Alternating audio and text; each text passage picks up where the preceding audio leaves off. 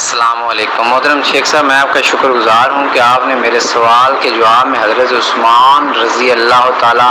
عنہ کے شہادت کے بارے میں ایک تحقیقی PDF مجھے سینڈ کیا ہے۔ مجھے کافی چیزیں اس میں مل گئی ہیں، میرے اشکال حل ہو گئے ہیں، مگر ایک وہ جو واعظین بیان کرتے ہیں طبرانی شریف کی روایت کے حضرت عثمان کے قاتلین میں وہ محمد بن ابی بکر شامل تھے، طبرانی کی روایت کا حوالہ دیتے ہیں، تو آپ اس روایت کو صحیح سمجھتے ہیں کیا؟ اور اس میں جو آپ نے یہ ساری روایتیں سینڈ کی ہیں اس میں اشتر نخی کا ذکر ہے، تو اشتر نخی کون تھے؟ اہل سنہ ائمہ محدثین اس کے بارے میں کیا کہتے ہیں اور ہمیں اس کے بارے میں کیا نظریہ، کیا ذہن رکھنا چاہیے؟ تو قاتلین عثمان کے متعلق آپ نے کچھ مصری لونڈوں والی روایت ذکر کی ہے، تو ہم ان سے متعلق کیا رکھیں گے؟ مطلب ایک قاتلین عثمان پہ لعنت ڈال سکتے ہیں یا نہیں ڈال سکتے؟ تو براہ کرم اس کی بھی وضاحت کر دیں، اور اگر کسی صحیح روایت میں قاتلین عثمان کے نام ملتے ہیں تو براہ کرم وہ روایت بھی سینڈ کر دیں۔ جزاکم اللہ خیر، اللہ تعالیٰ آپ کے علم میں اضافہ فرمائے اور آپ کو عزتوں سے نوازے۔ السلام علیکم ورحمۃ اللہ۔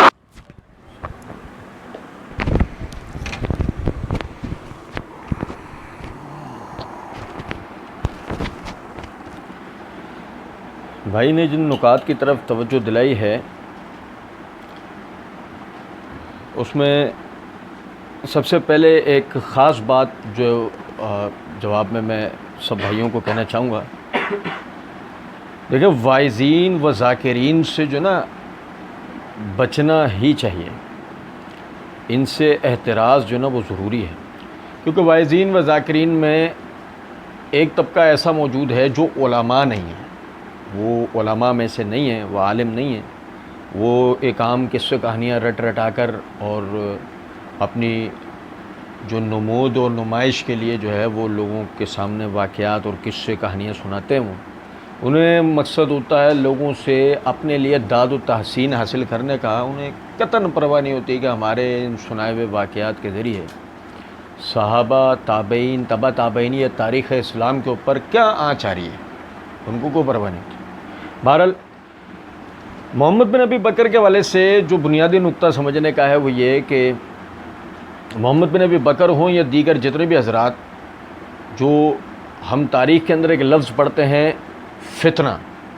جو فتنہ وقوع پذیر ہوا تھا، آج کے زمانے میں ہم اس کے لیے ایک لفظ استعمال کرتے ہیں پروپیگنڈا۔ تو جس طرح ہمارے ہاں ہوتا ہے کہ پروپیگنڈے کا شکار جو ہے بڑے چھوٹے افراد ہو جاتے ہیں، تو اسی طریقے سے محمد بن ابی بکر بھی ان لوگوں میں سے ایک تھے جو اس وقت کے پروپیگنڈے کا شکار ہوئے، جو عثمان رضی اللہ عنہ کے خلاف باغیوں، خارجیوں، بلوائیوں نے ایک پروپیگنڈا جو کیا تھا اس کا محمد بن ابی بکر بھی شکار ہوئے تھے۔ لیکن جہاں تک بھائی نے طبرانی کی جس روایت کی طرف اشارہ دیا ہے کہ ثم دخل علیہ محمد بن ابی بکر فقال انت قاتلی، پھر داخل ہوئے محمد بن ابی بکر اور انہوں نے کہا کہ میں آپ کو قتل کروں گا۔ قال وما یدری انت قاتلی، عثمان رضی اللہ عنہ نے کہا کیا تو میرے قتل کے ارادے سے ہے؟ قال وما یدریک یا ناسل، کہ اے بوڑھے کھوسڑ تجھے، نعوذ باللہ، اے بوڑھے کھوسڑ تجھے کیا ہے اس سے؟ قال لأنه اوتی بک النبی صلی اللہ علیہ وسلم یوم سابعک لیحنکک ویدلک بالبرکۃ فخریت علی رسول اللہ صلی اللہ علیہ وسلم۔ عثمان رضی اللہ عنہ نے جواب کے اندر کہا کہ میں نے تو دیکھا کہ نبی صلی اللہ علیہ وسلم تیرے پاس جو ہے منگل کے روز جو ہے وہ آئے اور انہوں نے آ کر جو ہے وہ تجھے گھٹی دی، تیرے لیے برکت کی دعا کری، تو رسول اللہ صلی اللہ علیہ وسلم کو رسوا کرنا چاہتا ہے۔ قال فوسب علی صدرہ وقبض علی لیہتہ، تو وہ ان کے سینے پر انہوں نے ہاتھ مارا، یعنی محمد بن ابی بکر کی طرف منسوب ہے کہ انہوں نے ان کے سینے پہ ہاتھ مارا اور داڑھی پکڑ لی۔ فقال ان تفعل کان یعیذ علی ابیک ان تسوءہ، کہ عثمان رضی اللہ عنہ نے کہا اگرچہ تو اس قسم کا عمل کرے گا تو تیرے یعنی کرے اور تیرا باپ زندہ ہو تو تیرے باپ کو تیرے اس عمل کے اوپر بڑا افسوس ہوتا۔ قال فوجعہ فی النہر فمشى کانت فی یدہ، تو محمد بن ابی بکر کے ہاتھ میں جو بھالا تھا اس بھالے سے انہوں نے ان کی گردن کاٹ دی۔ نعوذ باللہ من ذالک. دیکھیں سب سے پہلی چیز تو یہ ہے کہ ہمیں ہمارے جتنے بھی یہ ہیروز تھے، وہ عثمان ہوں، وہ علی ہوں، وہ حسن ہوں یا عبداللہ بن زبیر ہوں، وہ حسین ہوں یا ان کے بعد کے حضرات ہوں، ہمارے جتنے بھی ہیروز ہیں ان کے اوپر جس قسم کے بھی اتہامات، الزامات اور جس طرح کے بھی ان کے ساتھ معاملات ہوئے، کوشش اس بات کی کرنی چاہیے جان چھڑانے والی تحقیق نہ ہو. آدمی تحقیق کرے، ذرا طریقے والی کر لے کہ جس سے کسی کے اوپر الزام نہ. آپ نے عثمان رضی اللہ عنہ کے قاتل کو ثابت نہیں کرنا. آپ سمجھے ذرا اس بات کو. آپ کو سب سے پہلے اپنی ضمیر کی عدالت میں جواب دینا ہے کہ بلوائیوں نے حملہ کرا اور آپ قاتل کو ثابت کر رہے ہو. دنیا کی کسی بھی عدالت کے اندر بلوائیوں میں قاتل نہیں ملتا. بلوائی سارے قاتل مانے جاتے ہیں. دنیا کی کسی بھی عدالت میں بلوائیوں میں قاتل نہیں ملتا. سارے کے سارے بلوائیوں کو جو ہے وہ سزا ملتی ہے. بہرحال یہ جو طبرانی کبیر کی روایت کی طرف اشارہ تھا، یہ میرے ہاتھ میں طبرانی کبیر ہے، اس کی جلد نمبر 1 کا صفحہ نمبر 47 حدیث نمبر 116 ہے، جس کو امام طبرانی نے اس سند سے بیان کیا ہے. حدثنا احمد بن محمد بن صدقۃ البغدادی و اسحاق بن داؤد الصواب التستری قال ثنا محمد بن خالد بن خداش ثنا سلم بن قتیبہ ثنا مبارک عن الحسن حدثنی سیاف و عثمان رضی اللہ عنہ.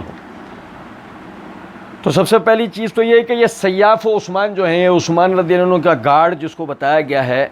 اسی کا نام ہی پتہ نہیں ہے کون آدمی ہے. اور تاریخ میں جن حضرات کے بارے میں ذکر ہے کہ جو بطور گارڈ عثمان رضی اللہ تعالیٰ عنہ کے لیے کھڑے ہوئے، وہ حسن، حسین، عبداللہ بن زبیر، اسید بن حضیر اور ان جیسے ایک دو صحابی اور تھے رضوان اللہ علیہ مجمعین. یہ ایسا نہیں ہے کہ کوئی ایک آدھ آدمی کوئی آپ کے گارڈ کے حیثیت سے کھڑا ہوا تھا. جب یہ بلوائیوں نے فتنہ کیا تو یہ ٹھیک ٹھاک یہ حضرات آپ کے گارڈ کے طور پر آ کے کھڑے ہوئے تھے، جن کو عثمان رضی اللہ عنہ نے بعد میں بھیج دیا تھا. پھر سیاف کے والے سے بیان کرنے والے جو حسن ہیں، وہ حسن بن ابی الحسن بصری رحمۃ اللہ علیہ، جو کہ مشہور محدث عالم اللہ کے ولی گزرے. ان سے بیان کرنے والے ان کے شاگرد مبارک بن فضالہ.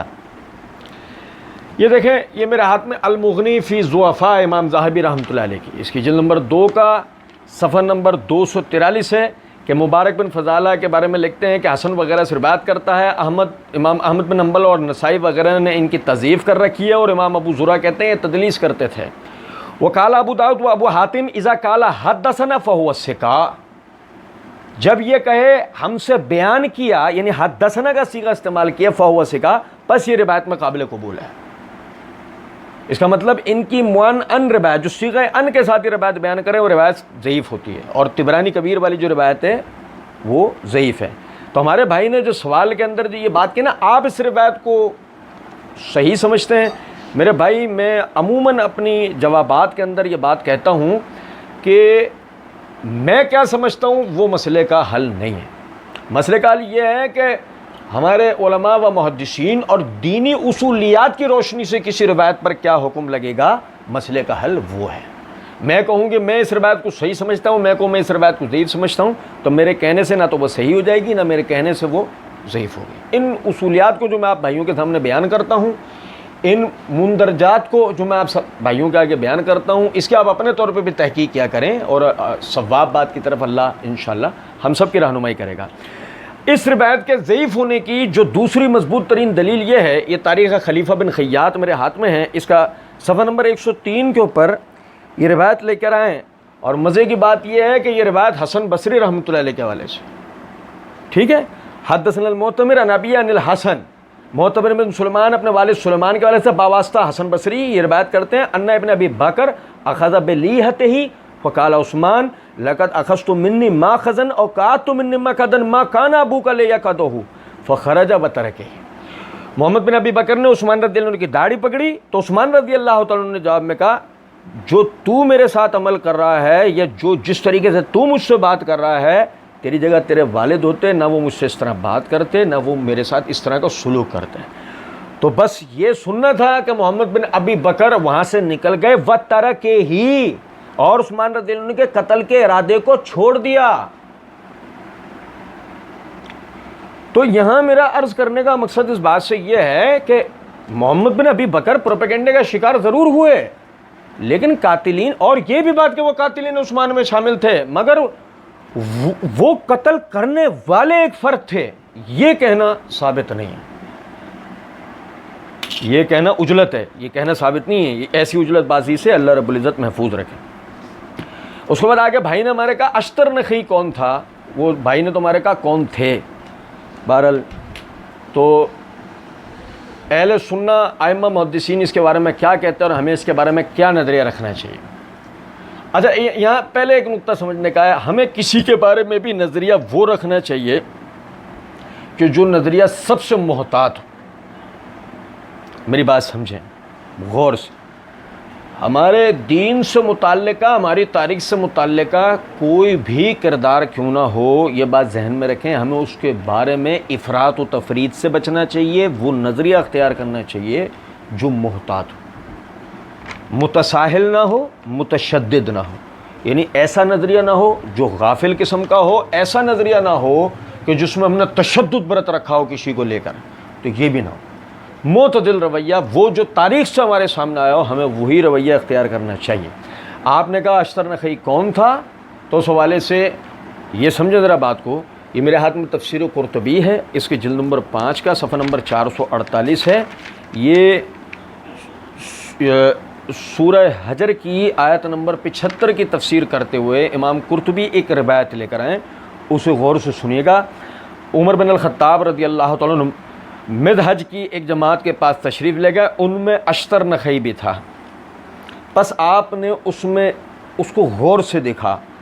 اور خوب غور سے دیکھنے کے بعد فرمایا یہ کون ہے؟ تو لوگوں نے کہا یہ مالک بن حارث، یعنی اشتر نخعی کا پورا نام، اشتر اس کا لقب تھا، ٹھیک ہے، نخع جو علاقہ جہاں کا یہ رہنے والا تھا۔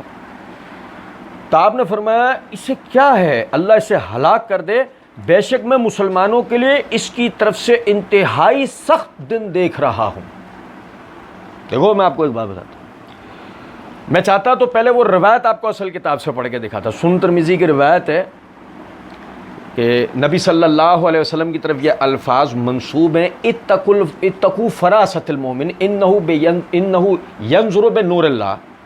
مومن کی فراست سے ڈرو، بے شک وہ اللہ کے نور سے دیکھتا ہے۔ یہ روایت سندن ضعیف ہے، یہ روایت سندن ضعیف ہے، لیکن اس سے ایک بات ایک جو نصیحت، ایک جو نقطہ نکل کر آتا ہے، وہ نکل کر آتا ہے کہ اللہ رب العزت نے اس امت کے جو مومنین ہیں انہیں بڑا صاحب فراست بنایا، اللہ نے انہیں بڑی فراست عطا کی ہے، کیونکہ کسی کو نظر بھر کے دیکھ لیں یا کسی سے بیٹھ کے تو ملاقات کر لیں تو اس کے بارے میں پوری رائے دے دیں گے کہ یہ کسی، اور پھر اللہ بعض مرتبہ اس کی سچائی بھی لوگوں کو دکھا کے ہی موت دیتا ہے۔ تو عمر رضی اللہ تعالیٰ عنہ انہوں نے مالک بن حارث اشتر نخعی اس کو دیکھا، دیکھنے کے بعد کہنے لگے یہ کون ہے؟ لوگوں نے کہا مالک بن حارث ہے۔ تو آپ نے فرمایا اسے کیا ہے، اللہ سے ہلاک کر دے، بے شک میں مسلمانوں کے لیے اس کی طرف سے انتہائی سخت ترین دن دیکھ رہا ہوں۔ اور پھر تاریخ گواہ ہے کہ مالک بن حارث ان لوگوں میں سے ایک تھا کہ جس نے یعنی مسلمانوں کے خلاف کھڑا ہونے والا سب سے پہلا فتنہ جو اس امت کا سب سے بڑا فتنہ مانا جاتا ہے، وہ آج تک جو فتنہ چلا آ رہا ہے اس کے بنیاد رکھنے والے لوگوں میں سے ایک یا آدمی تھا۔ بہرحال یہ میرے ہاتھ میں صحیح بخاری ہے، صحیح بخاری میں امام بخاری رحمۃ اللہ علیہ نے ابواب صلاۃ الخوف کے بیان کے اندر ایک باب قائم کیا، باب الصلاۃ الطالب والمطلوب راکبا و ایماء۔ جو شخص دشمن کے پیچھے لگا ہو یا دشمن اس کے پیچھے لگا ہو، وہ سوار رہ کر اشارے ہی سے نماز پڑھ لے۔ تو یہ اس باب کے تحت امام بخاری رحمۃ اللہ علیہ روایت لے کے ہیں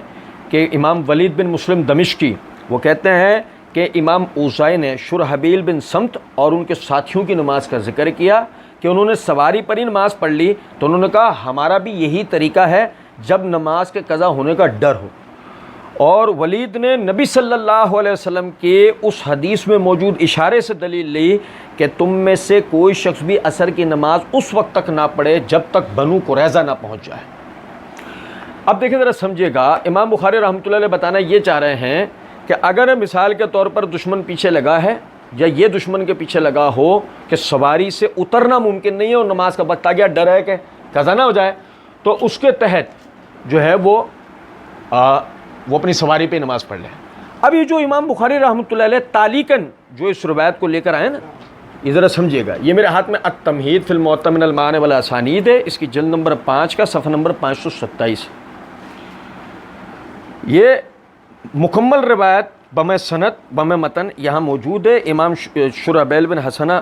وہ انہوں نے اپنے ساتھیوں سے کہا لا تصلوا الصبح الا علی ظہر، یعنی کہ دشمن یعنی صبح ظاہر ہونے سے پہلے نماز صبح نہیں پڑھنی ہے، نماز صبح نہیں پڑھنی ہے۔ فنزل الاشتر، اشتر نخعی سواری سے اترا، فصلی علی الارض، تو اس نے وہیں میدان میں نماز پڑھنی شروع کر دی۔ فمر بہ شرحبیل، شرحبیل وہاں سے گزرے تو انہوں نے کہا مخالف خالف اللہ بہ، کہ فتنہ کرنے والے تو اللہ کے ہی مخالف جا رہا ہے، فتنہ کرنے والے تو اللہ کے ہی مخالف جا رہا ہے۔ قال فخرج الاشتر فی الفتنہ، تو اشتر نخعی کو پھر لوگوں نے فتنے کے ایام میں فتنہ کرتے دیکھا۔ بہر تو ان دونوں روایات سے بات پتہ لگی کہ اشتر نخعی ان لوگوں کے اندر گنا جاتا تھا کہ جو عثمان رضی اللہ عنہ کے زمانے میں فتنہ کرنے کے اندر پیش تھے۔ بھائی نے ہمارے کہا کہ اہل سنت ائمہ محدثین اس کے بارے میں کیا کہتے ہیں اور ہمیں اس کے بارے میں کیا نظریہ رکھنا چاہیے۔ یہ میرے ہاتھ میں تہذیب التہذیب ہے، اس کی جلد نمبر 8 کا صفحہ نمبر 12، اس کے تحت وہ یہ مالک بن حارث کا ترجمہ لے کے آئے۔ وہ کہتے ہیں کہ ذکر کیا اس کو ابن سعد نے طبقہ اولا میں من تابعی اہل الکوفہ، یعنی اہل کوفہ کے تابعین کے پہلے طبقے کے اندر اس کو ذکر کیا، اور کہا کہ یہ علی رضی اللہ عنہ کے ساتھیوں میں سے تھا، جمل میں موجود تھا، صفین میں موجود تھا، اور دونوں کے مشاہدہ اس نے کیا، اور علی رضی اللہ عنہ نے اس کو مصر کا حاکم بنایا۔ ابھی یہ کلزم بھی نہیں پہنچا تھا، یعنی بحر کلزم بھی نہیں پہنچا تھا، اس سے پہلے ہی اس نے ایک پانی پیا، زہر ملا ہوا، اور اس سے اس کی موت ہو گئی۔ امام اجلی اس کے بارے میں کہتے ہیں کوفے کا تھا، تابعی تھا اور سکھا تھا، قابل اعتبار تھا۔ یہاں میں بات روک کر آپ کو ایک بات بتا دوں کہ امام اجلی کے سکھا کہنے کے حوالے سے کہ یہ قابل اعتبار تھا، یہ سمجھے بات کو کہ ذہن میں آپ کے یہ خیال گزرا ہوا کہ وہ اس کو سکھا کریں، اس کا مطلب یہ بڑا اچھا آدمی تھا، نہیں، یہ بات سمجھیں۔ وہ یہ کہہ رہے روایت حدیث کے معاملے میں سکھا تھا کہ روایت حدیث کے معاملے میں اس سے جھوٹ ثابت نہ ہو سکا۔ لیکن یہاں میں آپ کو ایک اور نقطے کی بات بتا دیتا ہوں کہ اس کی بیان کردہ جو صحیح روایت ہے نا، اس کی بیان کردہ صحیح روایت زیادہ نہیں، 3 کے عدد کے اندر کوئی ہمیں دکھائے، 3 کے عدد کہ 3 عدد روایات اس نے بیان کر رکھی ہوں، لہذا اس کے سکا کہنے سے دھوکے میں نہیں آنا چاہیے کہ اگر امام اجلی نے اس کو سکا کہہ دیا ہم سمجھیں نہیں کہ کوئی بہت اچھا آدمی تھا، نہیں، وہ روایت ہے حدیث میں اس کو سکا کریں، اور اس میں بھی مزے کی بات ہے کہ 3 روایتیں بھی اس سے جو نا منقول نہیں کہ کوئی گن کے ہمیں 3 روایتیں صحیح دکھا دیں۔ بہرحال کہتے ہیں کہ امام ابن حبان نے اس کو کتاب الثقات میں ذکر کیا اور کہا کہ یرموک میں یہ موجود تھا، وہاں اس کی ایک آنکھ بھی ضائع ہو گئی تھی، اور یہ اپنی قوم کے سرداروں میں سے تھا۔ وہ کان ممن یسعی فی الفتنۃ، اور یہ وہ شخص تھا جس نے فتنے کی سب سے زیادہ کوشش کی۔ وہ الب علی عثمان، عثمان رضی اللہ عنہ کے خلاف فتنہ پھیلانے میں، شر انگیزی پھیلانے میں پیش تھا۔ وہ شہیدہ حسر ہی، اور جب عثمان رضی اللہ عنہ کا یعنی کہ وہ بلوائیوں نے آپ کے گھر کو جو گھیرا تھا، اس میں یہ آدمی موجود تھا، اس میں یہ پیش تھا، ٹھیک۔ قال ابن یونس، امام ابن یونس کہتے ہیں واللہ علی مصر بعد قیس بن سعد بن عبادہ فسار حتی بلغ القلزم فمات بہا، کہ قیس بن سعد بن عبادہ کے بعد علی رضی اللہ عنہ نے اس کو مصر کے اندر حاکم بنایا تھا، گورنر بنایا تھا، وہاں یہ پہنچا بھی نہیں، کلزم کے وہیں تھا کہ رستے میں اس کی موت ہو گئی، ٹھیک ہے۔ احمد بن حنبل رحمۃ اللہ علیہ سے اس کے بارے میں سوال ہوا کہ کیا اس سے روایت لینا صحیح ہے، انہوں نے کہا نہیں، انہوں نے کہا نہیں۔ حافظ ابن حجر رحمۃ اللہ علیہ کے کہتے ہیں ولم یورد احمد بذاک تضعیف، کہ امام احمد بن حنبل کی اس قول سے مراد اس کا ضعیف ہونا نہیں ہے، بلکہ وہ یہ کہتے ہیں وہ انما نفی ان تکون له روایت، کہ وہ نفی کر رہے ہیں اس بات کی کہ اس کی کوئی روایت ہی نہیں، وہ نفی اس بات کی کر رہے ہیں کہ اس نے کوئی روایت ہی نہیں کی۔ بہرحال پھر اس کے بعد حافظ ابن حجر رحمۃ اللہ علیہ نے یہ جو امام بخاری نے جو تعلیقاً جو صلاۃ الخوف کے بیان میں روایت ذکر کی ہے، حافظ ابن حجر رحمۃ اللہ علیہ نے اس کی طرف اشارہ کیا۔ میرا عرض کرنے کا مطلب یہ ہے کہ امام بخاری رحمۃ اللہ علیہ تب معلقاً روایت کو لے کر آیا، اور صرف اتنا کہ جس میں اشتر نخعی کا ذکر بھی نہیں آیا، تو اشتر نخعی کا ذکر بھی نہ آنا اس سے ہمیں اندازہ ہو سکتا ہے۔ اور بھائی نے ہمارے یہ کہا کہ ہمیں اس کے بارے میں کیا نظریہ رکھنا چاہیے۔ میں آپ کو ایک قول بیان بتا دیتا ہوں، اس قول کے بعد آپ ہی خود فیصلہ کر لیجئے گا کہ ہمیں اس آدمی کے بارے میں کیا نظریہ اختیار کرنا چاہیے۔ یہ میرے ہاتھ میں تاریخ ابن کثیر ہے، البدایہ والنہایہ، اس کی جلد نمبر 7 کا صفحہ نمبر 467 ہے، ٹھیک ہے۔ سیدنا علی بن ابی طالب رضی اللہ تعالی عنہ، انہوں نے جمل اور صفین کے وقت میں جب صلح کے بارے میں سوچا اور کہا کہ کل کے دن میں ہم جو ہے انشاءاللہ جمل کے لیے کوچ کریں گے، اور اللہ نے چاہا تو وہاں جا کے ہم مصالحت کی کوشش کریں گے، اور اسی میں علی رضی اللہ عنہ نے یہ بات کی، ہمارے ساتھ کوئی ایسا شخص سفر نہ کرے جس نے سیدنا عثمان رضی اللہ عنہ کے قتل میں لوگوں کی کچھ بھی مدد کی ہو۔ اور جب آپ نے یہ بات کہی تو ان کے سرداروں کی ایک جماعت جیسے اشتر نخعی، شریح بن اوفا، عبداللہ بن سبا المعروف ابن سودا، سالم بن سالبہ، غلاب بن الحیثم، اور اس کے علاوہ 2500 آدمی اکٹھے ہو گئے، اور ان میں کوئی ایک بھی صحابی شامل نہ تھا۔ یہاں ایک نقطہ میں اور بتاتا چلوں، موقع آیا ہے تو ایک اشارتاً بتاتا جا رہا ہوں، بہت سارے ہمارے ہاں جیسے مرزا پیلمبر آتا ہے، محمد علی مرزا انجینئر جو یوٹیوب کے اوپر، اس جیسے جتنے فتنے اور جھوٹے دجال ہیں، وہ بیٹھ کر دینا کسی طرح یہ تاثر دینے کی کوشش کر رہے ہوتے ہیں کہ عثمان رضی اللہ عنہ کی شہادت کے اندر صحابہ یا صحابہ کی اولادوں کا کسی قسم کا ذکر تھا، کسی قسم کا کوئی خدا نہ خواستہ حصہ تھا۔ تو میں نے ابھی آپ کے سامنے محمد بن ابی بکر کے حوالے سے تو حقیقت بیان کی کہ جی محمد بن ابی بکر وہ اولین اس میں گنے جاتے ہیں، اور الحمدللہ وہ ٹھیک ہے کہ وہ فتنے کا شکار ہوئے، مگر وہ قاتلین میں سے نہ تھے۔ اور باقاعدہ یہاں دیکھیں کہ 2500 وہ آدمی اکٹھا ہوا ہے جو عثمان رضی اللہ عنہ کی شہادت اور اس میں معاونت کرنے والا تھا، مگر وہ واضح طور پر الفاظ ہیں، ان میں کوئی ایک بھی صحابی شامل نہ تھا۔ اچھا، پھر آگے جو ہے یہ لکھا ہے کہ جب یہ سب بات ہو گئی، وہ سب اکٹھے ہو گئے، آپس میں گفت و شنید ہونا شروع ہوئی، تو ایک دوسرے سے کہنے لگے کل وہ لوگوں کو اکٹھا کریں گے اور ان کی مراد تمہاری ساری قوم سے ہے، اور تم سے یہ کیسے ہوگا حالانکہ ان کی کثرت کے مقابلے میں تمہاری تعداد قلیل ہے، یعنی مسلمان اکٹھے ہو جائیں گے اور تم خارجیوں کی، تم بلوائیوں کی، تم باغیوں کی تعداد 2500 افراد کی ہے۔ اشتر نے کہا، بھائی توجہ سے سنیے گا، اشتر نے کہا کہ حضرت طلحہ اور حضرت زبیر ہمارے بارے میں جو رائے رکھتے ہیں وہ ہمیں معلوم ہے، مگر آج تک ہمیں حضرت علی کی رائے کا پتہ نہیں چلا۔ اشتر نخعی نے کہا کہ حضرت طلحہ اور حضرت زبیر رضی اللہ عنہما ہم لوگوں کے بارے میں کہ ہم قاتلین عثمان ہیں، وہ جو ہمارے بارے میں رائے رکھتے ہیں وہ تو ہمیں پتہ ہے کہ انہیں ہمارے بارے میں اس بات کا، لیکن علی ہمارے بارے میں اندر سے کیا رائے رکھتے ہیں ہمیں اس کا پتہ نہیں چلا۔ اور اگر انہوں نے ان کے ساتھ صلح کر لی، یعنی جمل میں ان کی سب کی، عائشہ، معاویہ، علی، ان کی سب کے آپس میں اگر صلح ہو گئی تو ان کی صلح ہمارے خون پر ہوگی،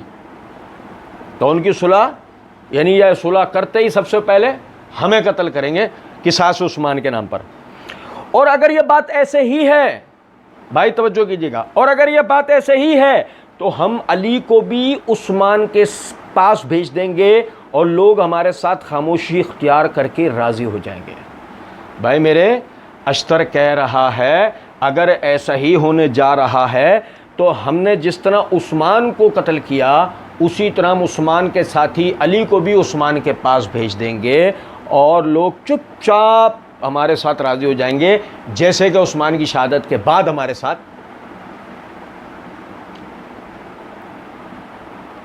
اس آدمی کے عزائم ملاحظہ کر لیجئے، وہ عثمان رضی اللہ عنہ کو شہید کرتا ہے، اس کے فتنہ ہے وہ آدمی، عمر رضی اللہ تعالیٰ عنہ اس کو دیکھتے ہی کہتے ہیں کہ مجھے اس کے اندر سے مسلمانوں کے لیے ایک فتنے کا دن نظر آتا ہے، ٹھیک۔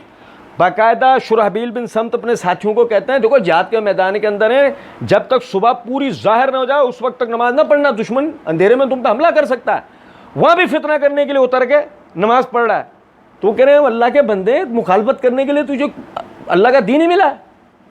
وہاں بھی مخالفت۔ پھر آپ یہ دیکھیں کہ باقاعدہ عثمان رضی اللہ عنہ کے خلاف، آپ یقین کریں کہ ہمارے بھائیوں کو یہ شکوہ لگا رہتا ہے کہ جی ویڈیو طویل ہو جاتی ہے، ویڈیو طویل ہو جاتی ہے، ویڈیو طویل ہو جاتی ہے، ورنہ میں اتنی ساری آپ کے سامنے تفصیلات رکھتا ہے کہ اس آدمی نے کس طرح عثمان رضی اللہ عنہ کی خلافت میں لوگوں کو فتنے میں مبتلا کیا ہے۔ لیکن صرف مختصراً یہ کچھ گزارشات آپ بھائیوں کے سامنے رکھیں، جس میں چھوٹی سی بات آپ دیکھ لیں کہ یہ آدمی آخرکار سیدنا علی بن ابی طالب رضی اللہ عنہ تک کے لیے بات کہہ رہا ہے کہ اگر ایسا ہوا کہ اس نے صلح کر لی تو ہم اس کے ساتھ بھی کیا کریں گے۔ اور پھر اس کے بعد آپ دیکھ لو معاہدہ تحکیم کے فوراً بعد ہی سیدنا علی بن ابی طالب رضی اللہ عنہ کو شہید کیا گیا یا نہیں، بتائیے۔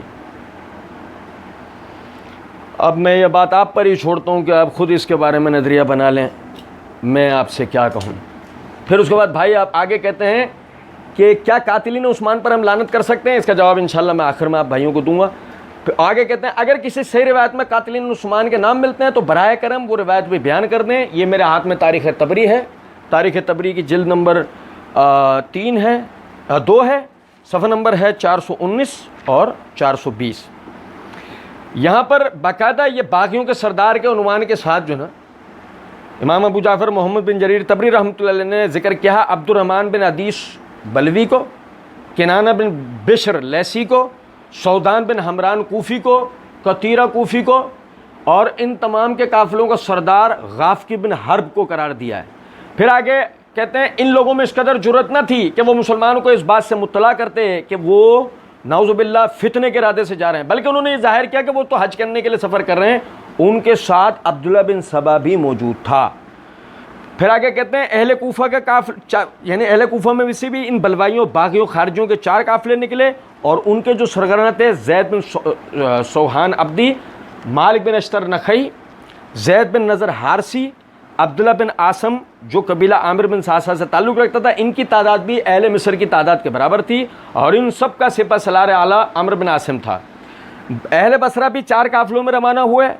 ان کے سرگرم یہ تھے حکیم بن جبلہ عبدی، زریع بن عباد عبدی، بشر بن شریع الحاتم، ابن المحرس بن عبد بن عمرو حنفی. ان کی تعداد بھی اہل مصر کی تعداد کے برابر تھی، اور ان سب کا حاکم اعلیٰ ہرکوس بن زہیر سعدی تھا. ان لوگوں میں کچھ اور لوگ بھی شامل ہو گئے تھے.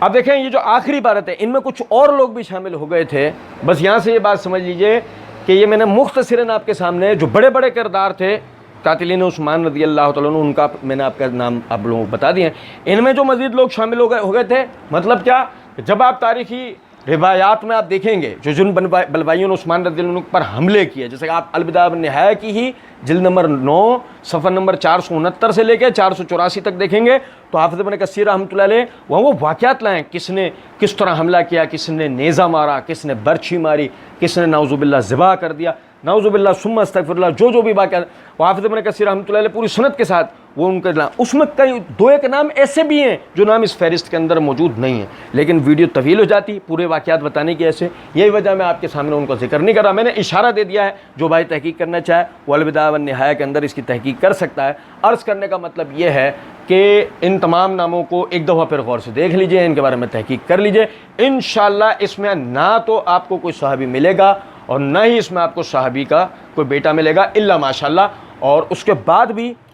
کوئی آدمی شوق کرے اور تباہ آزمائی کرے اور محنت کرے اور زور لگائے کسی صحابی کے بیٹے کو ثابت کرنے کی کوشش کرے تو پھر میں معذرت چاہتا ہوں. پھر بعد میں اسلامی تاریخ کے اندر جو حضرات سنیں توجہ سے، مثال کے طور پہ آپ سے اگر کسی بندے نے سوال کر لیا، مثال کے طور پہ آپ سے کسی بندے نے سوال کر لیا کہ وہ فاطمی و علوی کہ جو حکومت وقت کے خلاف جنہوں نے خروج کیا، پھر بتائیے ان کے بارے میں آپ کیا کہیں گے؟ جو جواب آپ ان کے لیے دیں گے، ان کی نیتوں کے لیے دیں گے، وہ ہماری طرف سے محمد بن ابی بکر اور محمد بن ابی بکر جیسے لوگوں کے لیے سمجھ لیجئے گا کہ جس طرح پروپیگنڈے کا شکار وہ ہوئے تھے، ان کی نیتیں صحیح تھیں، وہ پروپیگنڈے کا شکار ہوئے تھے، بالکل اسی طریقے سے محمد بن ابی بکر بھی. ٹھیک ہے، بات کے حالات سے ہمیں بحث نہیں ہے. انسان کی زندگی کے پہلو بدلتے رہتے ہیں. صحابہ کرام رضوان اللہ علیہ مجمعین کی تربیت رسول اللہ صلی اللہ علیہ وسلم کے ہاتھوں ہی تھی. صحابہ کرام رضوان اللہ علیہ مجمعین کے بعد تو بہت سارے حضرات ایسے بھی ہیں جو تابعین تبع تابعین میں سے ہیں، لیکن ان سے غلطیاں سرزد ہو گئی ہیں. کیونکہ وجہ کیا ہے؟ وہ پروپیگنڈے کا شکار ہوا. صحابہ معصومین الخطا نہیں تھے، لیکن ہم صرف اتنی بات کہتے ہیں کہ کثرت سے محمد علی انجینئر جیسے جتنے فتنے ہیں وہ صحابہ کرام رضوان اللہ علیہ مجمعین کی طرف وہ غلطیاں منسوب کرتے ہیں جو اللہ کے فضل و کرم سے لوہے کے چنے تو چبائے جا سکتے ہیں، ثابت نہیں کی جا سکتے. بہرحال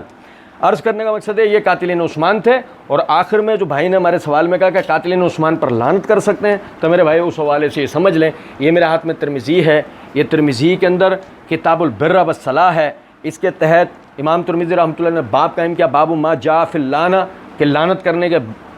باب میں. اس کے تحت حدیث نمبر لائے 2060 کہ حضرت عبداللہ بن عمر رضی اللہ تعالیٰ عنہ فرماتے ہیں کہ نبی صلی اللہ علیہ وسلم نے فرمایا لیس المؤمن بالطعان ولا اللعان ولا الفاحش ولا البذیہ. مومن آدمی، ایماندار آدمی نہ تو تانا دینے والا ہوتا ہے، نہ لعنت کرنے والا ہوتا ہے، نہ गाली गुफ्तार करने वाला होता है, न ज़बान से बेहुदा फजूल बातें करने वाला होता है। ये मोमिन की पहचान है। तो इसलिए मेरे भाई इस बात की कोशिश करें। मैं इस जवाब के इब्तिदा के अंदर भी तवज्जो दिला चुका हूँ कि हम मुसलमान हैं, हमारी शरीयत ने हमें अदब और अखलाक सिखाया है। याद रखें, किसी भी शख्स के बारे में कोई भी नज़रिया कायम करने से पहले इंतहाई एहतियात बरतनी चाहिए, मोहतात रवैया होना चाहिए, मुतसाहिल या मुतशद्दिद रवैया नहीं होना चाहिए। लानत करना हमारे दीन का तरीका नहीं है। ये रावजियों खारजियों का, नीम रावजियों का तरीका है लानत मलामत करना। ये वो बेवा यतीम मिस्कीन के समझ नहीं, अब रावजियों नीम रावजियों में बेवा औरतों वाली जलील हरकतें कि अपने खिलाफ जो है ना, मतलब अगर खुदा न खास्ता जवाब बन नहीं पड़ रहे, दलाइल दिए नहीं जा रहे, अपने खिलाफ अगर किसी भी किस्म की कोई यानी महाज जवाब खड़ा हो गया तो अब बेवा औरतों की तरह जो ना ताने देने, लानतें करनी, नाश भी होने की बातें करनी। तो मेरे भाई ये हमारा तरीका और उसलूब नहीं है। याद रखें, जो जिस लक़ब का यानी उम्मीदवार है वो तो उसको दिया जाएगा। किसी भाई के जहन में ख्याल आ रहा होगा कि मिर्ज़ा के हवाले से फिर आपका लहजा तल्ख़ क्यों होता है, तो उसकी वजह यह है कि अल्लाह ताला ने कुरान पाक के अंदर फरमाया जो तुम्हारे साथ ज़्यादती करे उसके मुताबिक ही ज़्यादती करो। सहाबा किराम ताबईन तबा ताबईन के बारे में मिर्ज़ा ने जो बदकलामी की, हम उस बदकलामी का उसको जवाब देते हैं। जो वो ज़बान हमारे बुज़ुर्गों के लिए इस्तेमाल करता है, जवाब हम उसकी औकात लोगों के आगे रखते हैं और इसमें हम माजूर हैं। अल्लाह रब्बुल इज़्ज़त हमारी ख़ताओं को माफ़ करे। अल्लाह रब्बुल इज़्ज़त हमें समझने और अमल करने की तौफ़ीक दे। वमा अलैना इल्लल बलाग।